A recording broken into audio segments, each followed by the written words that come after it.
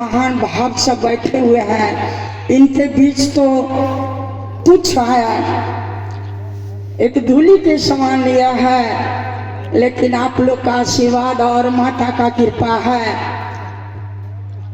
ये नवादा जिला का तो है, लेकिन ये प्रखंड का ये नहीं है, लेकिन ये माँ का कृपा है। 83 में दासी फुलडी स्वास्थ्य केंद्र में अपनी योगदान दी थी और उसी टाइम माँ से ये दासी भीख मांगी थी कि माँ, अगर आप हमें अपने आंचल के तले लाए हैं अपनी बच्ची समझ करके, तो माँ एक बिता जगह दे देना यहाँ हमें रहने के लिए। और ये माँ का आशीर्वाद मिला, जो कि आज रुपये का बासी दासी बनी हुई है।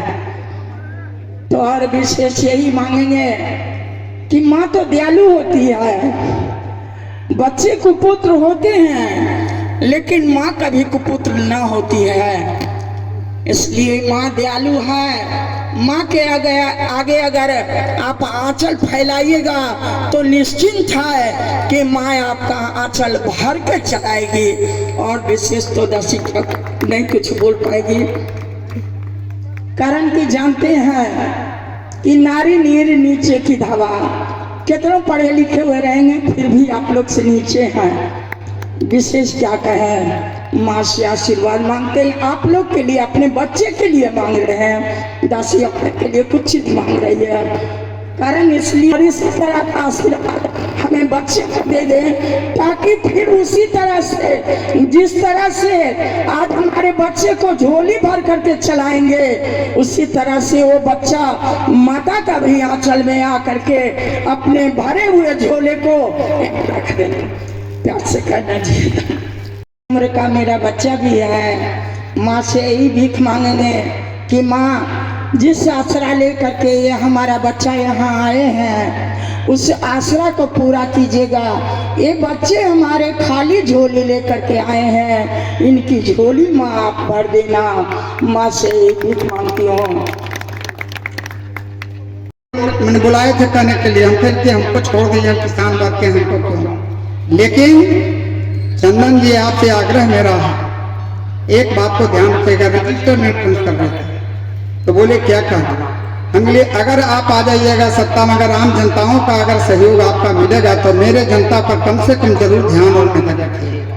बोली क्या क्या कहना क्या है, हम के लिए सबों के लिए क्या कहें। शिक्षा के लिए तो आप जान ही रहे कि पीछे हमारा क्षेत्र है, कोई साधन नहीं है। किसानों इतना पीछे है कि जिसको पानी पीने के लिए नहीं मिलता। इसके लिए आप थोड़ा सा ध्यान दे दीजिएगा। गेंदुआ से लेकर लालपुर एक को हमारा कम से कम घर देने का प्रयास कीजिएगा, यही मेरा आग्रह। वो बोले कि अगर कुछ मांगना है तो आप अपने लिए कुछ कहिए, बाकी की बात को छोड़िए। नहीं, मुझे नहीं, अगर उतना साधन अगर हो जाएगा तो मैं भी उसमें, इसलिए मुझे नहीं चाहिए। मैं भी रंजीत जी से यही आग्रह करूंगा कि अगर भगवान माँ की कृपा हो, जय श्री राम का आशीर्वाद अगर हो, तो समय आने पर इंजीनियर साहब, मैं अपनी बात तो वो जनता का बात को आपके समक्ष अवश्य रखूंगा। अभी रखने का तो मौका है ही नहीं। आभार व्यक्त करता हूं इंजीनियर साहब कि आपके आने के बाद जनताओं को बात को रखने, इतना कहकर मैं अपना वाणी को बरसों से, कई दशकों से अपने को आहत, मर्माहत और ठगा हुआ महसूस कर रहा है। वक्त आ गया है प्रधानमंत्री के पुकार को उस रूप में साबित करने का, और उसके लिए हमारे बीच तेज तरार समाज सेवी, जनभावना से ओतप्रोत व्यक्ति, जो आज हमारे मंच के मध्य में आसीन हैं, मैं आप तमाम लोगों से ये इस मंच के माध्यम से कहना चाहूँगा कि 2024 के चुनाव के लिए जहाँ तक जाने की जरूरत हो, आप लोग अपने मुक्त कंठ से इनके लिए समर्थन देने का आह्वान करें। मैं इन्हीं बातों के लिए सर्वप्रथम आप लोगों से भीख मांगने को खड़ा हुआ हूं।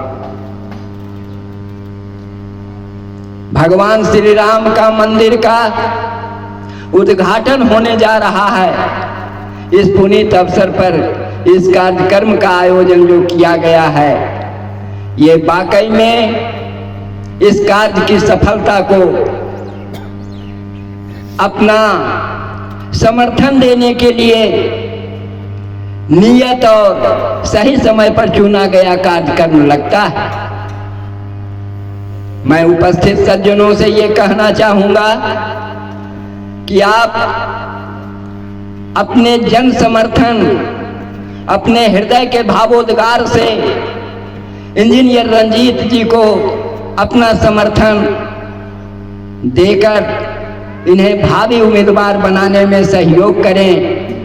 मैं इन बातों के माध्यम से, इस मंच के माध्यम से आप तमाम लोगों को ये विश्वस्त करना चाहूंगा कि नवादा की जनता अब तक ठगी ठगी रही है।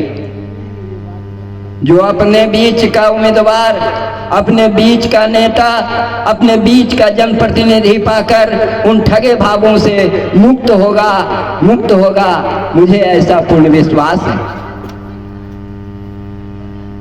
जब इंजीनियर साहब राजनीतिक परिक्षेत्र में अपना कदम रखे हैं, तो अभी तक तो ये कोई जनप्रतिनिधि नहीं है, फिर भी मैं देखता हूं कि ये जनता के भावों को सहजता से लेते हैं, उनकी समय समय पर यथासंभव मदद भी करते हैं। जब कोई व्यक्ति बिना पद पर रहे अपने कमाई के पैसे को सनातन संस्कृति के मंदिरों का निर्माण, जब कोरोना काल आया तो उसमें भी ये जन भावना और जन सेवा के लिए अपने कमाई के पैसे को लगाया था। साथ ही साथ सनातन संस्कृति के कार्यों में ये सतत अपने द्वारा सहयोग का कार्य किया करते हैं। शिक्षित उम्मीदवार को होना बहुत ही महत्वपूर्ण है। हम गोविंदपुर विधानसभा से आते हैं। पूरे नवादा जिला में गोविंदपुर विधानसभा अनेकों विधायक दिए, शिक्षित विधायक दिए, और शिक्षित और अशिक्षित विधायक में फर्क यही है कि एक भी डिग्री कॉलेज हमारे गोविंदपुर विधानसभा में नहीं है। इसका सबसे महत्वपूर्ण कारण है कि हम कभी जात पात को, कभी पार्टी को देखकर वोट देते हैं। अगर हम शिक्षित विधायक या शिक्षित एमपी को विधानसभा और लोकसभा भेजते तो आज हमारा गोविंदपुर विधानसभा में डिग्री कॉलेज जरूर होता, जिससे कि हमारे बच्चे और बच्चियां उच्च शिक्षा लेने के लिए यहाँ से ज्यादा दूर जाना नहीं पड़ता। दोस्तों, तो हम लगभग 3 से 4 साल से इंजीनियर रंजीत साहब का फॉलो सोशल मीडिया के माध्यम से करते आ रहे थे। युवाओं के लिए कई एक बार इन्होंने मोटिवेशनल प्रोग्राम रखे थे, उसको भी मैंने देखा। हम इनके किए गए कार्यों से बहुत प्रभावित हैं और आशा ही नहीं पूर्ण विश्वास है कि अगर इंजीनियर रंजीत बाबू जैसा अगर उम्मीदवार और नेता हमारे बीच है तो हमें शिक्षा पाने के लिए जो आज डिग्री कॉलेज हो या उच्च स्वास्थ्य की व्यवस्था हो, बाहर दौड़ने की जरूरत नहीं पड़ेगा। नेता तो बहुत देखे, लेकिन अगर शिक्षित रहेगा तो आपको शिक्षा के राह पर ले जाएंगे। दोस्तों, एक छोटा सी बात बताना चाहते हैं कि आप देखते होंगे कि अगर हम बाजार जाते हैं तो अगर मार्केट में हम अंगूर खरीदते हैं तो एक ही ठेला पर जो अंगूर रहता है कुछ टूटा हुआ रहता है और कुछ गुच्छे में रहता है। जो टूटा हुआ रहता है वो भी स्वादिष्ट है और जो गुच्छे में है वो भी स्वादिष्ट है। जो टूटा हुआ रहता है उसका कीमत कम है और जो टूटा गुच्छे में रहता है उसका कीमत अधिक है। कहने का तात्पर्य है कि जो टूटा हुआ है वो आज के समय में, वर्तमान परिस्थिति के समय में वो अशिक्षित है, वो अपने अधिकार को नहीं जानता है, इसे उसे समाज में कम वैल्यू, महत्व दिया जाता है।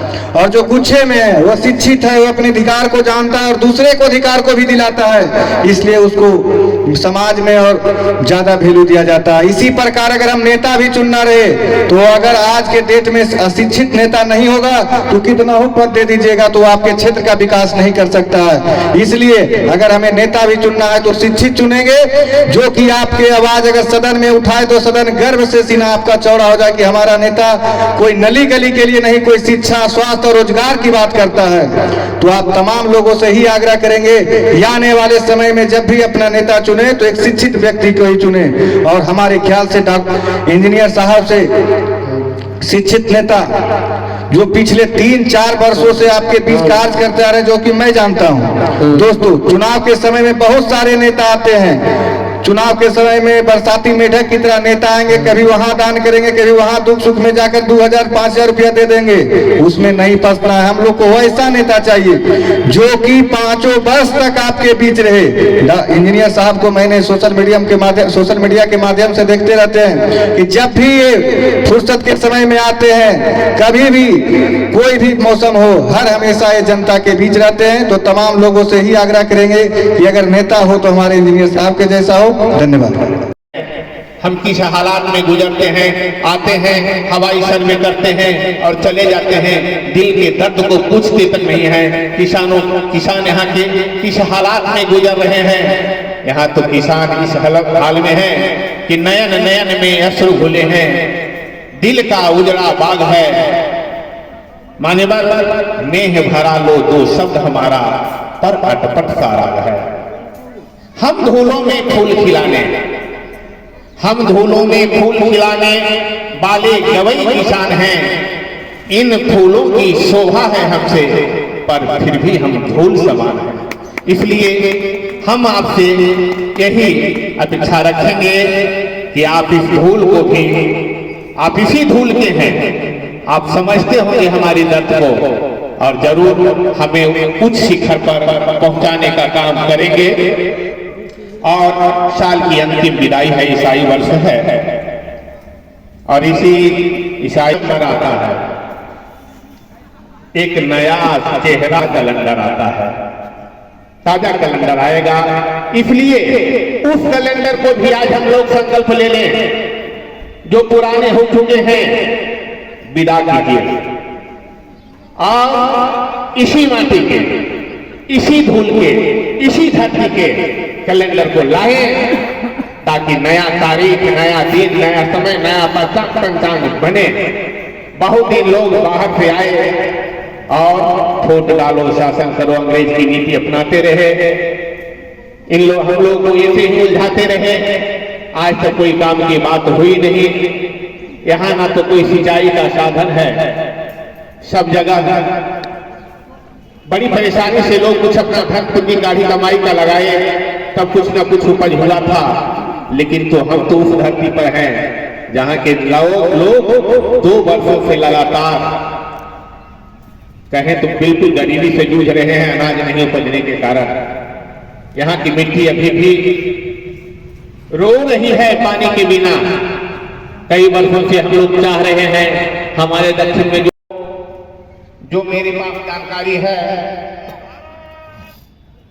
साझा करना चाहता हूं